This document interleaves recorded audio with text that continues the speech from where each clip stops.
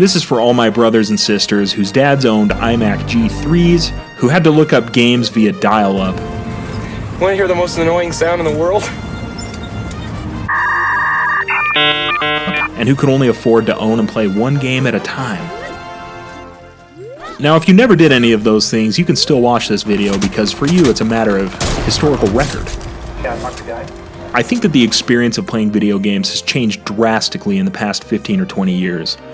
And people generally talk about this change in a positive light. I sense no danger. And I think that the numbers bear this out, more or less. More people are playing games than ever before, and those games cost less and are more accessible than ever in history. And that's freaking awesome. I think that's a good thing for the most part. But look, nothing is free. I think we have to exchange something in order to gain something, and so what exactly are we missing? I've thought long and hard about how games used to be. You know, the magic, the anticipation, the ecstasy of getting a game, and the ecstasy of beating a game, and despite my best efforts to recreate that feeling, it just ain't there anymore. I can't experience video games like I did as a kid in the early 2000s. I'll beat you to the punch here by saying that a lot of that is because I'm not a kid anymore, so by default most stuff just isn't as magical as it once was. But I think there's more to it than that. I think I'm not the only one in this relationship who has changed. Gaming and gaming culture have changed too. I think that the same shifts that have made gaming so ubiquitous are also the things that have made it a little less magical, at least in the sense that it used to be. In the early 2000s, we didn't have game streaming like Google Stadia. There was also no such thing as Origin Access or Xbox Game Pass or Nintendo Online or Epic Games. Parents thought video games and witchcraft were more or less the same thing. It was a very different time for kids as far as gaming went, and I think that it was because of these obstacles to our gaming lives that it was so cool and so rich. See, it used to be that video games were the domain of children. I can count on one hand the number of adults I ever saw playing Pokemon or Zelda before I was 18. Now, don't get me wrong here, okay? I think it's really cool that parents are more involved in their children's lives. I know I'm planning on playing Pokemon Let's Go Pikachu, which I bought for myself for some reason, with my daughter. But there was something about video games being a space solely for kids that made it special. It was freaking Lord of the Flies out there. Video games were a place where kids just had to struggle and learn and grow all on their own. Games allowed us to tackle hard things and learn skills our parents thought were useless, but that made us the head honchos on the playground. The Legend of Zelda and Pokemon were beautiful worlds that I was in on. Worlds that my parents could never have dreamed existed. In fact, no adults I knew the first thing about those worlds. It was just me and my brothers and my friends exploring these worlds on our own and reporting to each other every day at school. And the games we played were different too, especially because kids didn't have any real money, and many parents weren't willing to spend their hard-earned cash on these inscrutable devil toys called gosh darn video games. The power of Christ compels you! The power of Christ compels you! These conditions forced me and my brothers, as well as many of my friends, to save up our meager allowances and sell our organs at CD-used game stores in order to play. And believe me, we would buy and play anything. Newer games, even used, cost way too much for us, so we were always a generation behind on consoles and played games 5 or 10 or even 15 years old. In the days of Metroid Prime, Wind Waker, and Halo, we were still playing Pokemon Red and Blue, Ocarina of Time, Donkey Kong 64, Pokemon Snap, and Star Wars Rogue Squadron. But the crazy thing is, it never even occurred to us that we were playing old games. I feel like these days there's a very conscious retro game market geared towards late Gen Xers and millennials, where they dress up games and sell them in nostalgic packages to people who buy and play them just because they're old. But looking back on when I was a kid, it never occurred to me or my brother that we were playing old school titles, and I don't really remember there ever being an attempt to market older games as such.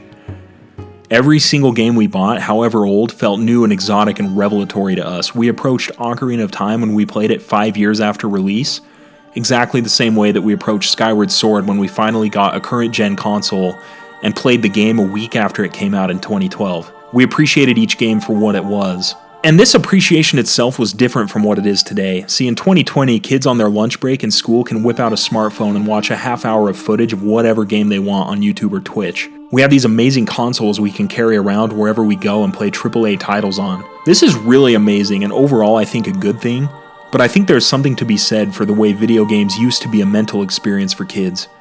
It used to be you could only see and hear the game when you were sitting at the console, or watching a very rare gameplay video on the dark corners of the web on your family computer. Even sitting and watching a friend play was a treat. It was an opportunity to come into contact with the artifact itself, like when you go to the museum and see the Dead Sea Scrolls. I spent about an hour a day playing and an hour a day watching my brother play, and I'll be honest, both hours were equally enjoyable. All the rest of the time, we were dreaming about what we'd encounter on our Zelda adventure later in the day. We were constructing our own fanfics on the playground every day during recess, when we would play Pokemon in our imaginary games. It was always this contest to see who could be manipulated into being one of the stupid ones, while we kept all the cool ones like Steelix and Mewtwo to ourselves. We would read Prima guides together on the playground, and honestly, they sort of became like Let's Plays. They allowed me to vicariously play the game and experience it without ever even touching a copy for years. I played and more or less memorized Pokemon Red and Blue way before I ever got my hands on a copy of either game. This made games indispensable, even kind of immortal, in a way that I don't feel they are anymore. I compare it to what it used to be like to hear your favorite song on the radio, or to have your favorite SpongeBob episode come on TV. There was this moment of exhilaration when you saw it come on and you said, oh yeah, I know this. This is my show, this is my game, this is my song. You would just get hyped through the freaking roof and sit and watch it like it was history in the making. Because in a way, it kinda was. The gaps in your memory would get filled in again, and your mental record of what made that song or that episode or that game so special and good would become more complete.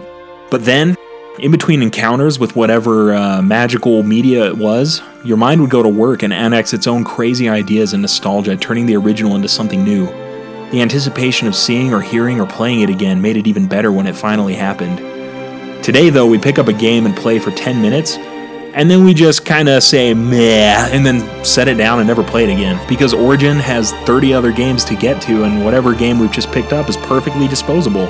We can come back to it any time. It will probably never go away. This is no way to live, folks, but that's what we've come to. Even our favorite episodes of The Office or Parks and Rec go ignored in the background as we do homework or cook or play with friends. I mean, what's the point of giving them our rapt attention like we did in the 2000s? We can watch them whenever we want. That sense of community that came from sharing our favorite things with each other because of the scarcity is kind of gone these days, and it bums me out big time. I wish it was still here.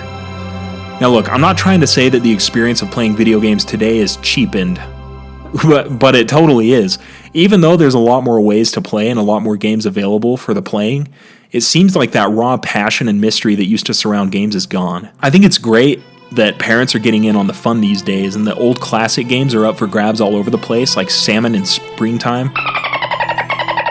But I do miss the simple pleasure of waiting all day long to go home and get my hour of video game time so I can see if I can finally figure out the Water Temple, or get a gold medal on Mos Eisley, or start a fresh run of Red version using Bulbasaur this time. I miss what the feeling turned the game into in my mind. It wasn't just a stress release or a hobby. It was a unique and exciting world for me to explore, one where no adults I knew had ever set foot, and one where I was king. Video games remain one of my favorite pastimes, but just that magic and that anticipation and joy are they're kind of gone. I don't know if you guys feel the same way. Let me know if your memories of video gaming back in the good old days were anything like mine. But if you feel like I get today's gaming world wrong, and that gaming today is better than it used to be, go ahead and let me know why. I would love to hear your thoughts. This is a fun thing for me to talk about. While we're all quarantined, we might as well have some gay old times, am I right? So again, like and subscribe to see the next episode of Mad Chats, and put your comments down below. I will respond to them best I can. Stay safe, stay healthy. I'll see you tomorrow night. Bye-bye.